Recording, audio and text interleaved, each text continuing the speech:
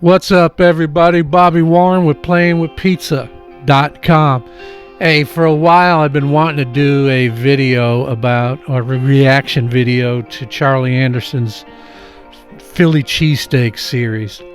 I paused a little bit because I'm from outside Boston in Revere, Mass. And we didn't call it cheesesteak, and we surely didn't call it a hoagie.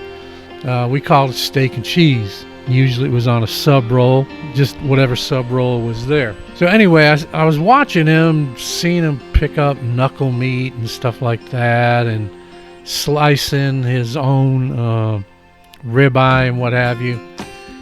Well, in Massachusetts, you can go to a grocery store and get what's called shaved steak.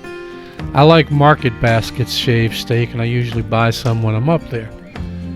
But I've bought, incidentally, an Old Neighborhood product, shaved steak.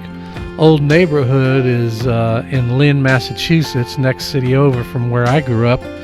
And I've bought their shaved steak at Walmart and Aldi. And also, stores that are carrying certified Angus beef are now starting to carry a shaved steak product. So what I've discovered is the best steak and cheese meat that I've had is probably Original Philly. It's a frozen product that I get at Restaurant Depot. They're portioned out and they're frozen whole meat slices of beef that are really thin. I think you can get ribeye if you want. I usually get the whole muscle one. It's really good, and it cooks up nicely, breaks apart nicely. Now I should say that I also get what's called hoagie meat or hoagie beef, hoagie slices from 3D Meats. That a friend of mine and his wife own that, and they raise cattle, they process it, and they have a retail outlet that they serve it. And so they do the hoagie slices with sliced ribeye. So I wanted to do this reaction video because I love steak and cheese. And we've had, up in Massachusetts, you can get steak and cheese subs. My aunt we had a family get together, and she brought over a steak and cheese calzone. It was basically a steak and cheese pizza. That thing wasn't folded or anything. But today, I want to make a steak and cheese stromboli. Now, I was being a little bit lazy. I had the dough made. It's about a 60% hydration, maybe 62% hydration. But you can go use my all-purpose dough for this. It will work beautifully. Or your favorite pizza dough. I made a garlic butter, right? And I should say garlic spread, because it had minced garlic, garlic powder, salt, and I think that was maybe parsley for a little bit of color. Melted the butter, put the oil in, and so I've got out one of my doughs, flattened it out into rectangular shape, and I spread on the garlic butter, the garlic spread. I added some American cheese. In Revere, Massachusetts, we grew up eating white American, right?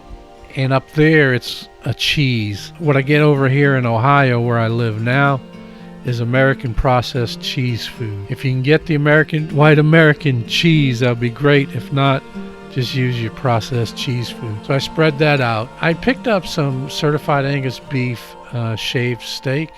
I happened to pick that up at Meijer in my town. I think I've also seen it at Bueller's, another local grocery store, and I sauteed it. I had seen a couple of videos regarding how to cook steak and cheese or cheesesteak. One was in like a Daryl's House video, and the chef there said that with a Philly cheesesteak you want to keep the steak moving. And then I recently saw another video where it suggested you should cook the steak over a medium heat. So I did both of those things with this certified Angus beef shaved steak, and I don't know that I like cooking it on medium heat. I don't know if it's just too slow or what. The steak was rather tough, even though I kind of chopped it up, not as fine as a Philly cheesesteak, but as well as I could with my little bamboo spoons. So I sauteed it up, added just a little salt and pepper, A lot of moisture came off, and I just cooked it over the medium heat until that moisture evaporated. Once I did that, I put it on the dough with the cheese. Then I folded it over, crimped the edges, cut some slits on top of the dough. Then I put more of the garlic butter on top, hit it with a little Parmesan cheese, threw it in a 500-degree oven, and I just let it go basically until it got brown on top. I did not time it, so maybe 8 to 10 minutes maybe. Anyway, that was it. That was the steak and cheese stromboli. It was okay. I didn't really like the shaved steak, which is surprising for me because certified Angus beef makes great products, but this was not as good as the shaved steak I get up in Massachusetts from Market Basket. I think I'll have to try Old Neighborhood again, and it certainly wasn't as good as the original Philly steak portions that I get at Restaurant Depot. That is the absolute best in my opinion.